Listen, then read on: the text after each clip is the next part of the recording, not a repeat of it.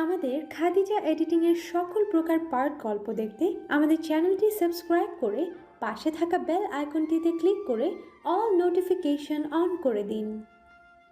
আদিল খেয়েই বাসা থেকে বের হয়েছে, তবে তাকে খাওয়ানো সহজ ছিল না। ওয়াদা করতে হয়েছে তুই ঘুম থেকে উঠলে যেন তোকে খাবার খাওয়ায়। দাদির কথায় দুচোখের পাতা ভিজতে থাকে পৃথার। মনের ভিতরে জমা দুশ্চিন্তার মেঘের টুকরোগুলো উড়ে যায় অজানা ঠিকানায়।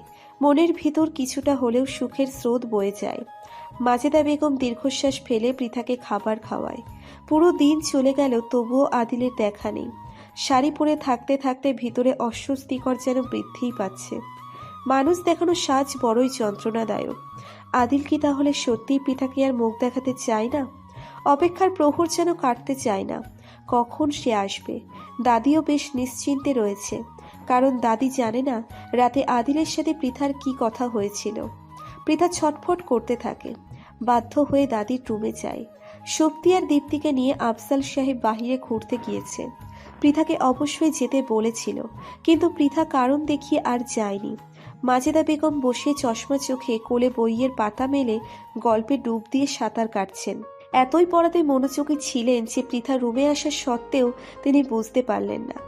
পৃথা তার কাছে গিয়ে দাঁড়িয়ে দাদি বলে কয়েকবার ডাকার পর তিনি বইয়ের দৃশ্য থেকে মুখ তুললেন।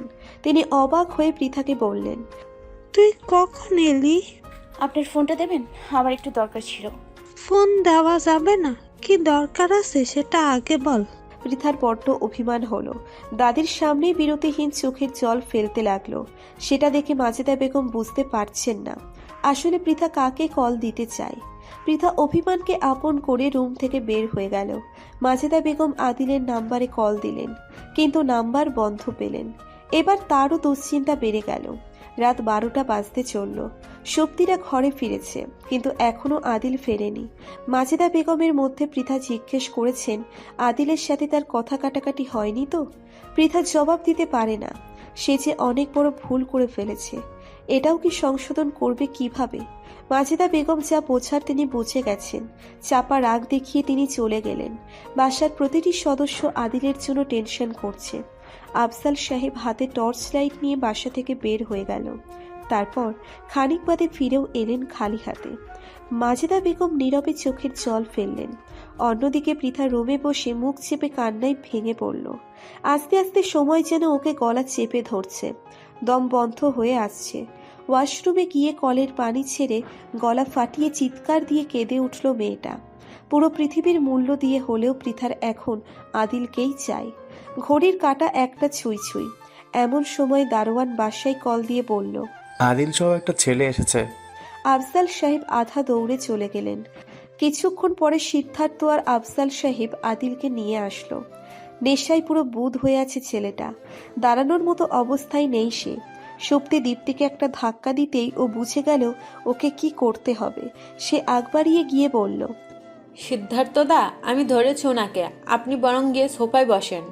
এমন প্রস্তাবে সিদ্ধার্থ বেশ বিব্রত বোধ করল। এই অবস্থায় দীপ্তি ওকে ধরবে সেটা ওর ভালো লাগলো না। সে দীপ্তিকে নিষেধ করতে যাবে এমন সময় মাজেদা বেগম কণ্ঠের তেজ দেখিয়ে বলল, তুমি কেন ধরবে? ওর বউ কি মরেছে নাকি? তুমি সরে দাঁড়াও, পৃথা এসে ওকে নিয়ে যাবে। দাদির কণ্ঠ চিনতে পেরে আদিল ওর দাদিকে মাতাল কণ্ঠে অভিযোগ করল, আপনার বউ মরবে কেন?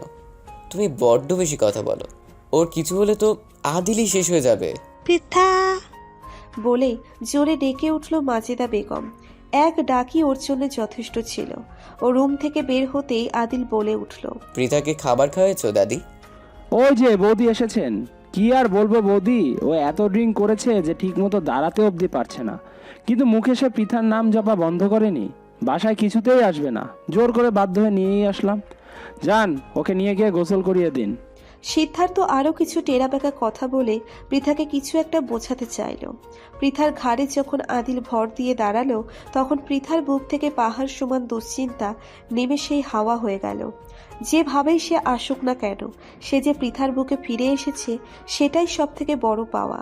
আদিল আগেও এমন নেশা করে আসতো। একদিন তো আমাদের বাসায় এসে দীপ্তির রুমে ঢুকে ওর ওড়না কেড়ে নিয়েছিল।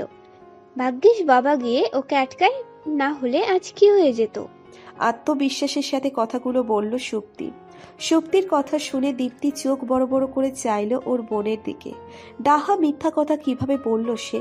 কিন্তু আদিল থেমে গিয়ে মুচকি হেসে বলল, আমি নেশা করে ঢুকি আর তোর চশমখোর বাপ আমাকে বাসায় ঢুকতে দিবে? হাসালি শক্তিপু। তুই ভুলে গেছিস কিংবা বইয়ের কাছে সত্য ঘটনাটা লুকানোর চেষ্টা করছিস আদিল। আমার কিন্তু সব কথা নির্ভুলভাবে মনে আছে। ও হ্যাঁ, মনে পড়েছে। সেদিন আমি তোর খ্যাটকা মার্কা বাপের রুমে ঢুকেছিলাম। টান তো ঠিকই দিয়েছিলাম, তবে সেটা দীপ্তির ওড়না ধরে না, বরং সেটা ছিল মোর্শেদ সাহেবের লুঙ্গি। টান দিয়েই আমার নেশা ছেড়ে গিয়েছিল। তোর বাবা যে ভেলকি দেখায় মাঝে মাঝে, তাতে নেশা না কেটে উপায় আছে? আদিল আরও কিছু ভুলভাল বকছিল। সেটা দেখে পৃথা ওকে বেশ জোর করেই রুমে নিয়ে গিয়ে দরজা বন্ধ করে দিল। কারণ এখানে দাঁড়িয়ে থাকলে কথায় শুধু কথা বাড়বে। আদিলের কথা শুনে এতক্ষণ মাজেদা বেগম মিটিমিটি হাসছিল। তিনি স্বাভাবিক অবস্থায় ফিরে সিদ্ধার্থকে বসতে বলতেই সিদ্ধার্থ না বসে সবার কাছ থেকে বিদায় নিয়ে চলে গেল। রুমের লাইট জ্বালিয়ে পৃথা আদিলকে খাটে বসিয়ে দিতেই আদিল থেমে থেমে বলল, এ আব্বা, আপনি শাড়ি পরেছেন? আমার জন্য পরেছিলেন বুঝি? পৃথা আদিলের সামনে দাঁড়িয়ে থাকে। সময়ের বাকশটে আজ সে বাকরুদ্ধ। চোখের পানি খুব দ্রুতই ঝর্ণাতে পরিণত হলো। সেটা দেখে আদিল মুখে আঙ্গুল চেপে কিছুক্ষণ চুপ থেকে অদূরের সরে আবার বলে উঠল, আপনি কাঁদছেন? আসলে আমি বাসায় আসতে চাইনি। বেটা সিদ্ধার্থ আমাকে জোর করে বাসায় আনলো। আমি তো আপনাকে কথা দিয়েছিলাম আমার মুখটা আর আপনাকে দেখাবো না। আমি একটা কাজও ঠিক মতো করতে পারি না, সে আবার আপনাকে কাঁদিয়ে ছাড়লাম। এবারও পৃথা কোনো কথা না বলে পলকবিহীন চাহনিতে চেয়ে রইল আদিলের পানে। কিন্তু সেটা বেশিক্ষণ স্থায়ী হতে দিল না আদিল। এমন একটা কাণ্ড ঘটিয়ে ফেলল, তাতে পৃথা তার কান্নার মাঝে দেয়াল তুলে দিবে, না অট্ট হাসিতে ফেটে পড়বে, সেটাই ভেবে উঠতে পারল না। আদিল তার প্যান্টের চেনে হাত দিয়ে খোলার চেষ্টা করতেই পৃথা রূঢ় ভাষায় বলল, এই কি করতে চাচ্ছ তুমি? আদিল সাথে সাথে ওর কনিষ্ঠ আঙ্গুল উঁচু করে ধরে লজ্জায় হেসে ফেলল। না মানে করব, বড্ড চাপ। পৃথা দ্রুত ওর কাছে গিয়ে ওকে ধরে উঠিয়ে দাঁড় করিয়ে বলল, এই, এখানে না, এখানে না, জলদি ওয়াশরুমে চলো। এটা ওয়াশরুম ছিল না। বলতেই পৃথা ওকে ওয়াশরুমে ঢুকিয়ে দিয়ে বাহিরে দাঁড়িয়ে রইল। কিন্তু কিছুক্ষণ পর আদিল চেঁচিয়ে উঠে বলল, এই বউ, আমি চেন খুলতে পারছি না, একটু খুলে দিবেন? না, আমি পারবো না, নিজের কাজ নিজে করতে হয়। সোজা সাপটা উত্তর দিল পৃথা। আচ্ছা, তাহলে দাদিকে ডাকি। আদিল উচ্চস্বরে, দাদি বলে ডাকতেই পৃথা দরজা খুলে আগে ওর মুখ চেপে ধরল। তারপর মেজাজ দেখিয়ে বলে উঠল, খামোখা সম্মান নিয়ে টানাটানি করছো কেন? এখন আপনার সম্মান যাচ্ছে না, যান এখান থেকে, আপনাকে আর লাগবে না। কথাগুলো বলতেই পৃথা বাথরুম থেকে বের হয়ে এলো। তারপর অভিমানকে মনে প্রশ্রয় না দিয়ে দেয়াল ঘেঁষে দাঁড়িয়ে রইল। পাক্কা 18 মিনিট ব্যয় করে আদিল বাথরুম থেকে বের হয়ে আসলো। মাথা পুরোটা ভেজা। মাথা ভিজলো কি করে? আদিল কথা না বলে টলতে টলতে বেডে এসে বসলো। ওর চুল বেয়ে টপ টপ করে পানি ঝরছে। পৃথা একটা টাওয়াল নিয়ে ওর কাছে এগিয়ে যায়। টাওয়াল দিয়ে মাথা মুছতেই আদিল ওর বাম হাত পৃথার কোমরে রাখলো। এতে পৃথার মন জুড়ে স্তব্ধতা নেমে আসে। আদিলের চুল মোছার বদলে তার হাত দুটো থেমে যায় এবং টাওয়াল শক্ত করে মোট ধরেই মনের সাথে পরামর্শে লিপ্ত হয় আসলে আদিল কি করতে চাচ্ছে। কারণ ততক্ষণে আদিলের অন্য হাত পৃথার স্পর্শকাতর স্থান দখল করে ফেলেছে। পৃথা কেঁপে উঠে ওকে সরিয়ে দেয়। মন বলছে, আদিল কি বুঝতে পারছে না সে কি করতে চেয়েছে? আদিল হাত দুটো সরিয়ে নিয়ে মাথা পিছনে নিয়ে যেতেই পৃথা টাওয়াল দিয়ে ওর মুখ মুছে দিতেই ও আবার কাছে আসে। পৃথা এবার চাপা গলায় বলে, এত অসভ্য কবে থেকে হলে? আর কিন্তু দুষ্টুমি নয়, দুষ্টুমি করলে কিন্তু এবার শাস্তি হবে। কথাগুলো শেষ না হতেই আদিল পৃথার কোমরের নিচে দুহাত দিয়ে আঁকড়ে ধরে এক ঝটকাই ওকে উপরে তুলেই নিচের কোলে বসিয়ে দেয়। আদিলের মন আজ বড্ড অবাধ্যতায় লিপ্ত হতে চলছে। পৃথার রাগ মিশ্রিকতায় শাসনের বাধাকে পুরো আঙ্গুল দেখিয়ে ওকে একদম নিজের বুকের সাথে মিশিয়ে নিতে চাইল। আদিল ওকে আরও জোরে টান দিয়ে কাছে এনেই গলায় মুখ ডোবালো। বাহির থেকে মাজেদা বেগমের চড়া আওয়াজ ভেসে আসছে। মনে হয় কিছু একটা হয়েছে। এই জন্য পৃথা আদিলকে উচ্চ বাক্যতে থামিয়ে দিতে পারল না, পাছে যদি কেউ কিছু শুনতে পায়। নীরবে আদিলের পাগল করা অত্যাচার সহ্য করতে লাগলো। এদিকে পৃথার শরীর এবং মনও যেন ওর সাথে বেইমানি করতে লাগলো, কারণ ততক্ষণে আদিলের মাতাল করা অথরের ছোঁয়া ওর শরীরে দাপিয়ে বেড়াচ্ছে। এমন পবিত্র ভালোবাসার আহ্বান পৃথিবীর কোনো বহুরূপী প্রেমিকা নিজেকে গুটিয়ে নেওয়ার সাহস দেখাতে যাবে না। আর ভুলেও যদি সে বাধা দিতে চায়, তাহলে বিপরীত দিকের প্রেমময়ী প্রেমিক পুরুষটি যুদ্ধ ঘোষণা করে তার অহমিকাকে দুমড়ে মুচড়ে পদতলে ফেলতে 2 সেকেন্ডেরও সময় নেবে না। আদিলের নিখুঁত ছোঁয়া বুঝিয়ে দিচ্ছে সে মোটেও মাতাল নয়। এই অবস্থায় কেউ কখনো এত উচ্চমানের পরিকল্পনা তার প্রিয়ার উপর প্রয়োগ করতে সক্ষম হবে না। তবে কি আদিল পৃথার সমস্ত অহমিকা ভেঙে চুরে ধূলিসাৎ করার জন্যই এই অভিনয় করছে, যাতে সে সারা জীবনের জন্য পৃথাকে নিজের করে নিতে পারে? কি জানি, এর সঠিক জবাব শুধু আদিলই দিতে সক্ষম। আদিল নিজের ফিলিংসকে নিষ্ঠুরভাবে আঘাত করল। সে পৃথার গলা থেকে অথরদ্বয়কে বিচ্ছিন্ন করল। সে দেখতে চাইল পৃথার পরবর্তী পদক্ষেপ। তাছাড়া আদিল আরও দেখতে চায় পৃথা কতক্ষণ তাকে ইগনোর করে থাকতে পারে। থামল কেন সে? মন এমন প্রশ্ন করে পৃথাকে ক্ষতবিক্ষত করার প্রস্তুতি নিতে চাইল, কিন্তু পৃথা মনকে সুযোগ না দিয়েই টাওয়েল দূরে ছুঁড়ে মেরে আদিলের কাঁধে ঠোঁট ডোবালো। আদিল মন্ত্রমুগ্ধ হয়ে নিচের হাতদ্বয়ের উপর ভর দিয়ে মাথাটা এলিয়ে দিল পিছন থেকে, যাতে পৃথা তার কাজ করতে সুবিধা পায়। এই প্রথম সে পৃথার কাছ থেকে তার ভালোবাসা আদায় করে ছাড়বে। আবেশে চোখ দুটি বন্ধ হয়ে যায়। পৃথা আদিলের শার্টের প্রথম দুটো বোতাম খুলে দিয়েই ওর কাঁধ থেকে শার্টের কলার সরিয়ে দিয়ে ভালোবাসার পরশ দিয়ে মাতিয়ে তুলল। আদিল ওকে আর সুযোগ দিল না, সে অনুমতি পেয়ে গেছে। 16টি বছরের অপেক্ষার সমাপ্তি হতে চলেছে। সে ঠান্ডা মাথায় এতক্ষণ ধরে একের পর এক মোক্ষম চাল দিয়েছে, যা নিশ্চয়ই ব্যর্থহীন। সে এক পল্টে পৃথাকে নিজের নিচে ফেলল। তারপর ওর আখি পল্লবের দিকে কিছুক্ষণ চেয়ে চোখের ভাষা বুঝতে সক্ষম হলো। সে ধীরে ধীরে পৃথাকে উন্মুক্ত করার পথে হাঁটল। তার অপ্রতিরোধ্য মন প্রেয়সীর মাঝে সর্বসুখ খুঁজতে বিভোর হয়ে গেল। আজ পৃথার দীর্ঘশ্বাসগুলো সুখ শ্বাসে পরিণত হতে লাগলো। রজনী বাড়ছে, সাথে 2 নরনারী তাদের সুখময় ক্লান্তির পথে পাড়ি জমাচ্ছে। তবে কি আদিল আজ থেকে চেনা নামের ভিড়ে নিজের মতো করে খুঁজে পাবে পৃথাকে? সকাল 9টা। রীতা এবং লতিফা পুলিশ স্টেশনে বসে আছে। লতিফার বোন পুত মালিক হায়দার একজন নামকরা উকিল। বড় খালার ডাকে সে সাড়া না দিয়ে থাকতে পারেনি। বাহিরের বারান্দায় বসার সিটে বসে রীতা কিছুক্ষণ পরপর চোখের পানি মুছছে। সারাটা রাত 2 চোখের পাতা এক করতে পারেনি। স্বামী যে তার কারাবন্দী। আসল ঘটনা ঘটে গতকাল বেলা 11টার দিকে। হাসান শিহাবুদ্দিনের নামে মামলা করতে গিয়ে সে নিজে উল্টে মানহানির মামলা খেয়েছে। এবার শিহাবুদ্দিন হাসানকে আর ছাড় দেয়নি। অনেক হয়েছে, আর না, আর কত সহ্য করা যায়। দিন দিন তার অত্যাচার বেড়েই চলেছে। যেহেতু শিহাবুদ্দিনের উপরের হাত প্রসারিত, তাই পাল্টা মামলা করা তার জন্য কোনো অসুবিধে হয়ে দাঁড়ায়নি। সেই সূত্রে হাসানকে কাল বিকেলে গ্রেপ্তার করা হয়েছে। পুরো রাত তাকে থানায় থাকতে হয়। দুপুর 12টার আগে ছাড়া না পেলে তাকে কোর্টে চালান দেওয়া হবে। এই জন্য সেই 7 সকাল থেকে লতিফা আর রীতা এখানে পড়ে আছে। কিছুক্ষণ পরে মালিক হায়দার এসেই তার খালাকে সালাম দিয়ে সমস্ত দরকারি কাগজপত্র বের করে তাদের নিয়ে একসাথে থানায় ঢুকলো। কিন্তু তারা এসআই এর মুখে যে কথা শুনলো, তাতে তাদের বুকে হাড় কাঁপুনি স্রোত বইতে লাগলো। কাল রাতেই নাকি হাসানকে ছেড়ে দেওয়া হয়েছে। কাল রাতে যদি হাসানকে ছেড়ে দেওয়া হয়, তাহলে সে বাসায় ফেরেনি কেন? সারা রাত সে কোথায় ছিল? তারা কেউই হিসাব মেলাতে আর পারল না। স্যার, কে আমার ভাইয়ের বেল করিয়ে ছেড়ে নিয়ে গেল সেটা যদি বলতেন। মালিক হায়দারের কথা শুনে এসআইএ বিরক্ত মুখে জবাব দিল, এটা বলতে পারবো না, নিষেধ আছে। উনি কি বাসায় ফেরেনি? না স্যার, সে তো ফিরেনি। বলেই আঁচলে মুখ চেপে কাঁদতে লাগলো রীতা। দেখেন গিয়া আবার, হয়তো মনে মনে শয়তানি বুদ্ধি আটছেন তিনি। কম তো আর চতুর না উনি। অন্যকে কিভাবে হয়রানি করতে হয় সেটা ওনার কাছ থেকে শিখতে হবে। আমি জীবনেও শুনি নাই যে মেয়ের নতুন বিয়ে হয়েছে আর সেই মেয়ের ঘর ভাঙতে তারই শ্বশুরের নামে মামলা করতে এসেছিলেন। ওনাকে সাবধান রাখবেন, উনি কিন্তু সাপের লেজে মারিয়েছেন। তার জন্য সাপের সবল তো তাকে খেতেই হবে। তাই যান, গিয়ে দেখবেন উনি বাসায় ফিরেছেন।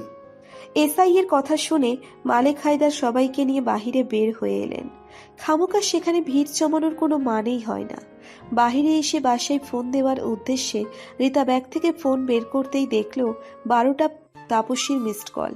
সে জলদি কল ব্যাক করতেই তাপসী কান্না কণ্ঠে বলে উঠল, মা কতবার কল দেই, রিসিভ করো না কেন?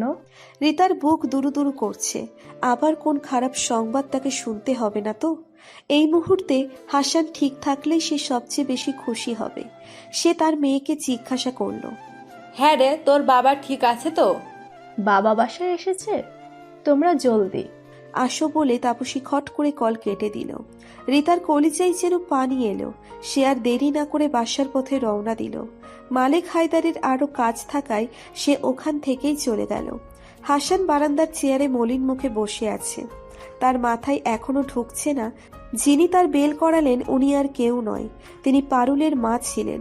উনি সেই পুরনো আমলের শিক্ষিতা মহিলা, তাই কোথায় গেলে কাজ সহজ হবে সেটা তিনি জানতেন। পারুল মারা যাওয়ার পর থেকে তিনি কোনো দিনও হাসানের সাথে কথা অবধি বলেননি, কিন্তু গত রাতে তার পরিচিত এক উকিলকে দিয়ে বেল করিয়েছেন। সাথে হাসানকে বাসায়ও নিয়ে গিয়েছেন। বাসার সবাই রাগারাগি করলেও তিনি হাসানের আপ্যায়ন খুব সুন্দর করে করেছেন। রাতে থাকার জায়গা দিয়েছেন। আজ সকালে বাসা হতে বের হওয়ার সময় তিনি জামাইয়ের হাত ধরে অনুরোধের সাথে বলেছেন যাতে সে আর এসব ঝামেলার মধ্যে নিজেকে না জড়ায়। আর পৃথার দিকে বারবার নজর দিতে বলেছেন, বাবা তুমি ছাড়া ওর ভালো কেউ বুঝবে না, এই জন্য ওকে একটু দেখে দেখে রেখো। হাসান ভেবে পাচ্ছে না শাশুড়ির এত পরিবর্তন কি করে হলো। এসব ভাবনার মাঝে লতিফা আর রিতা এসে বাসায় পৌঁছে যায়। লতিফা তো ছেলেকে জড়িয়ে ধরে কাঁদতে লাগলো। রিতাও রাগে হাসানকে দুটো কথা শোনালো, যার জন্য এত কিছু করছে। সে ঠিকই পায়ের উপর পা তুলে স্বামীর ঘর করছে। বাবা যে কি অবস্থায় আছে সেই খোঁজ নেওয়ার মতো কোনো সময় নেই তার। এমন নিমখারাম মেয়ে আমি জীবনেও দূরটা দেখিনি। এবার লতিফাও সায় দিল রিতাকে। আরে পাগলামো করিস না বাবা, এবার কিছু হয়ে গেলে কিন্তু মরে যাব।